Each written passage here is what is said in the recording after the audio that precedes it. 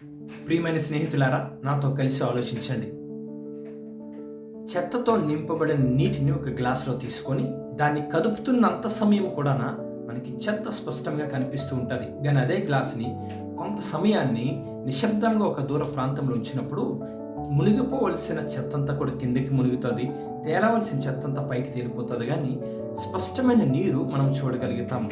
కొన్ని సందర్భాల్లో మౌనంగా ఉండడము చాలా శ్రేష్టమైనది అని అందుకే అంటాను. ఎందుకంటే బైబిల్ గ్రంథంలో కూడా ఒక మాట రాయబడి ఉంది. సామెతల గ్రంథము 17వ అధ్యాయము 28వ వచనంలో ఈ రీతిగా రాయబడి ఉంది. ఒకడు మూఢుడైనను మౌనంగా ఉన్న ఎడల జ్ఞాని అని ఎంచబడును, అట్టివాడు పెదవులు మూసుకొనగా వాడు వివేకి అని ఎంచబడును అని మాట రాయబడి ఉంది. మౌనంగా ఉండడం చాలా శ్రేష్టమైనది. అయితే సమాజము మౌనంగా ఉన్నవాడు న్యాయవంతుడిగా ఎంచట్లేదు. గట్టిగా మాట్లాడిన వాడే నిజమైన వాడు, మాట్లాడిన వాడితే రాజ్యము అనే రీతిగా సమాజం చూడటం ప్రారంభించింది.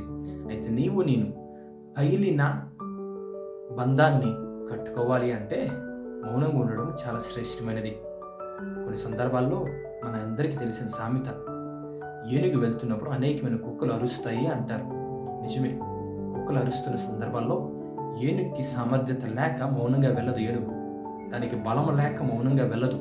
కుక్కలతో పోరాడలేక అది మౌనంగా వెళ్ళదు.